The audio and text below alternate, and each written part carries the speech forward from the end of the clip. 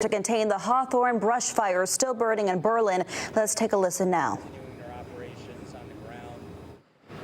They made some headway, but there has been some spot fires, and with the wind picking up, there has been some more fire spread to the north and to the south. We had a crew walk the fire line. The fire has reduced. We're going to reduce the estimate on the fire size. We were able to get in there on foot and actually GPS it. Now that it was a little safer, that estimate's now at 65 acres. So it's good news on our end. Definitely less to deal with, but still an issue with the conditions. All of our personnel will be continuing throughout the afternoon. Their basic role is to be supporting the air ops as seen. Resources from the National Guard have arrived and they've begun airdrops of water onto the fire. It's been a great assistance.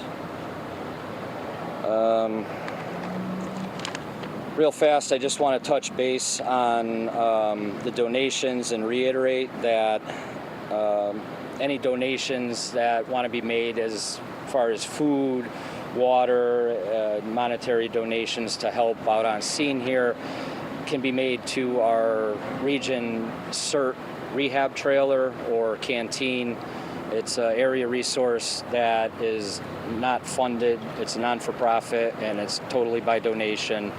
So that link where you can help out with that is farmingtoncommunitychest.com/CERT. On my end, I'm just going to end this with a quick statement on the accident yesterday. Robert Sharkovich was a dedicated member of the Wethersfield Fire Department. He was a true hero and a person deeply committed to protecting others. He made the ultimate sacrifice in the line of duty, working to safeguard the lives and homes of countless people.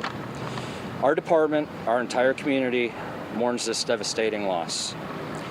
Robert was not only a colleague, but a friend and a family member to many.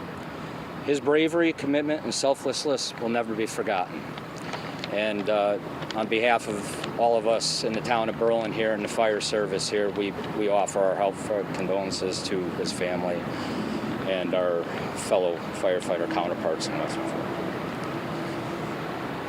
You said real quick the fire size is now down to 65 acres. Mike, you want to touch on some details? When I come up, I'll explain. We're about to get to that part. Yes. Okay. Yeah. Ready? All right. So we're just going to hold questions till the end, but next we'll have up Deep Fire Prevention Officer Mike Cronick. Good afternoon, everybody. We've made good progress today. We have a containment around the fire. We are using the helicopters to hit the hot spots at this time. We have been fortunate. We've been able to get 2 airships from the Connecticut National Guard. They are engaged and dumping water, and I'm expecting a 3rd airship later this afternoon that'll be available for us to use all day tomorrow. I've also brought in some resources from the state of Rhode Island, New Hampshire, and Maine to assist with the support of and suppression of this fire. It has been mapped. We mapped it at 87 acres this morning, and we were originally going off estimates by drone, but we have ground truthed it at 87 acres. We will now have up Major Wilcoxon from the Connecticut National Guard. Hi, good afternoon. So the Connecticut National Guard is humbled to be able to be here and help with this response to the brush fires in Berlin.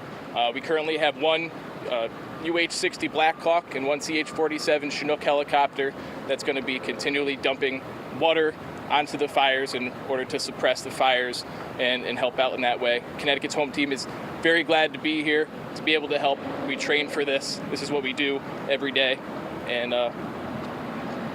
happy to be here.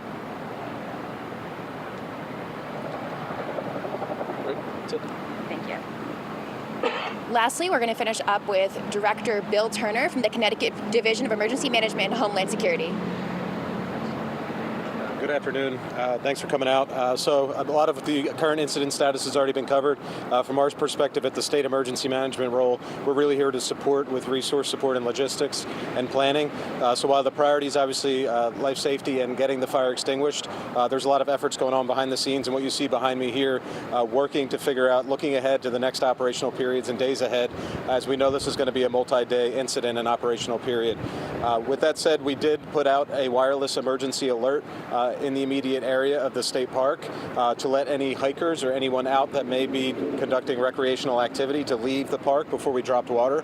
With the volume of water that's being dropped, we wanted to make sure that there was nobody in the immediate area. As we know, there's an extensive trail system through that area. So that wireless emergency alert, you may have received it on your phone, was broadcast telling everybody to please leave the area. But I want to confirm that there still has not been any evacuation or shelter place orders for any of the residents in the area.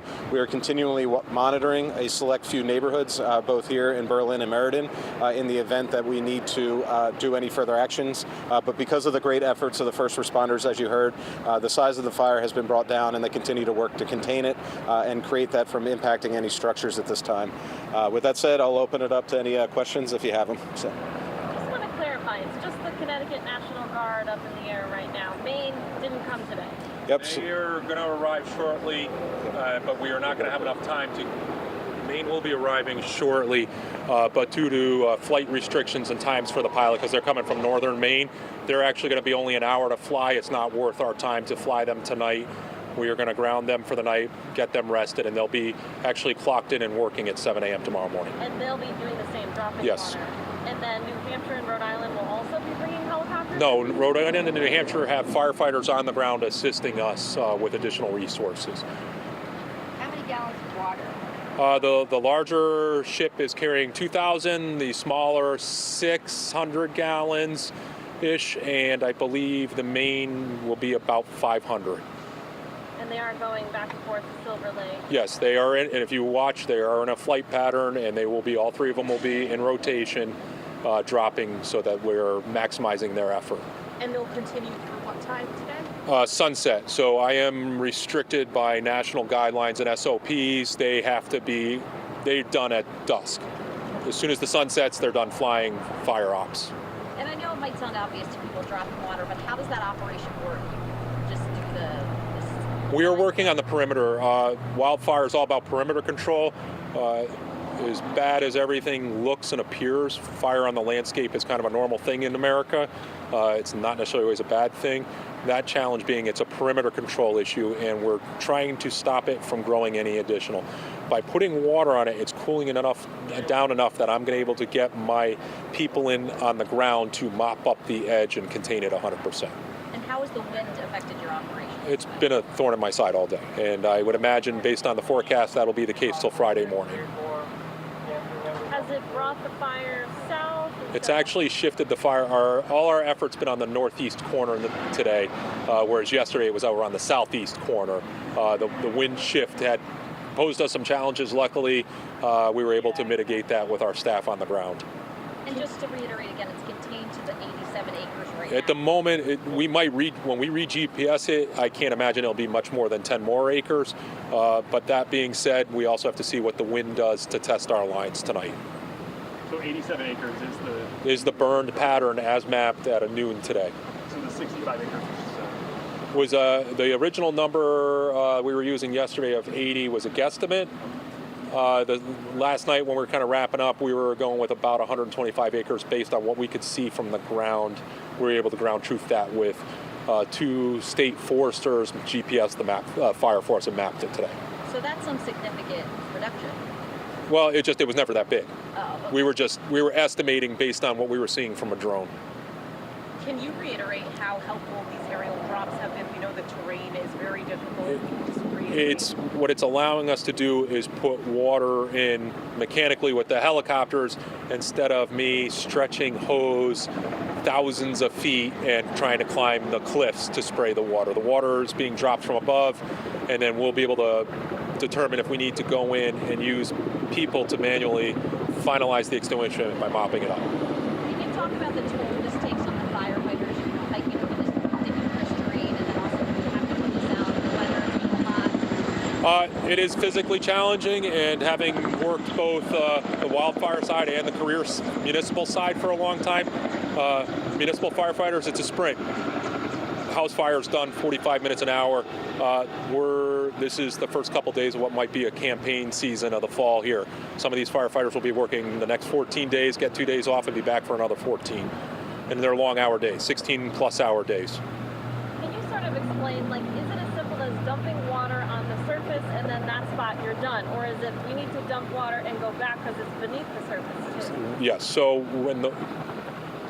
regardless of how much water we drop, we still physically have to have a firefighter go check along the ground for hot spots and or physically dig it up to get those hot spots out. Dropping the water on ground that's already this dry, a lot of that water is just going to run off and not actually penetrate that duff layer of organic material on the top of the forest floor, and that's what's burning right now. That's what's going to give us a challenge for the next couple days on this fire. So what does this do in the meantime? Just contain what's on top? Excuse me? So what is this doing in the meantime? Just containing the surface level? What it's keeping is the active flame front from spreading that allows me to go in and physically dig up the ground to put a cold line around it.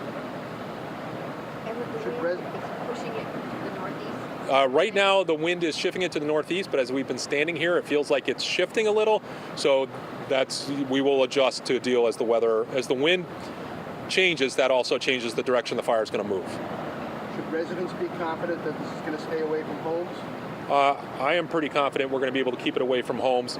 We do have a contingency plan, and we do have resources on site that if the fire were to get up and move and be a problem, we have a plan to notify the people in the immediate area to get them out of the way, and we have enough resources on the scene we can start protecting structures. How close are the closest homes to the... We have a few homes on one of the street. It's probably 50 to 75 feet, but surprisingly, it's the simplest thing to do. Is I've got a lot of hose out and garden sprinklers, and they've been running for a couple days, and that area is pretty soaked. I'm not too worried about it. It's if the fire gets up and moves and gets out of the containment box that we have and starts really running, then we got to prepare for that, protecting structures. But I am confident that we're going to be able to keep it in the box, especially with the 2 helos working right now. Are you going to burn overnight tonight? I have people out right now scouting for that as an opportunity, and if that opportunity presents itself and the wind, relative humidity, and the location is in my favor, especially out on my southeast corner because it's so rocky and steep, I can't get in there physically to climb that. It's just too steep to climb. I will use fire to do that work, but it's only if the opportunity presents itself. And we have go, no-go conditions, and my field supervisors and the firefighters out there, we're very well versed in this, and we've done this at the national level. I'm confident we can do it here in Connecticut.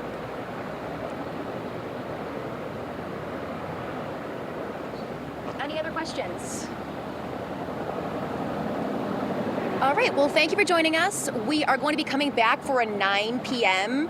briefing again. So thank you guys for coming. Thanks. Thank you. Press conference out of Berlin, where we got an important update on where the firefight stands at this hour. As you know, it started Monday. Here it is Wednesday. The fire is still burning, but the good news is they've built containment lines. They built a perimeter, which means that the firefighters are slowly getting it under control from both the ground and the sky. From the ground, they're putting out hot spots, going around, putting out those fires. From above, the Connecticut National Guard is being a big help right now. They're dropping thousands of gallons of water from helicopters down below. They do need to stop at sunset due to rules and regulation. We also learned that crews from Maine, Rhode Island, and New Hampshire are on the way down to also assist, because these are long, long days for these firefighters. 16-hour days, we learned they are pulling just to keep everyone safe. We learned that homes in the area are not threatened right now. Good news, there are no evacuation orders, but they are keeping a close eye on it in case the flames extend past the containment lines with wind wind being a factor tonight. They say that they're moving toward the northeast, so Rachel's going to be keeping a close eye on that wind impact. Real quick before we close out here and send you back to normal programming, we learned more about the Wethersfield firefighter, the 66-year-old who died yesterday in that terrible ATV accident. There were some comments made about his service.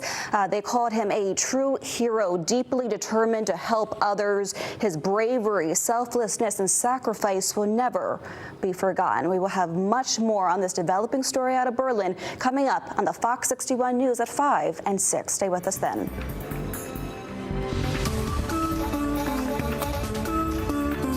What did you want to say to the judge? I had that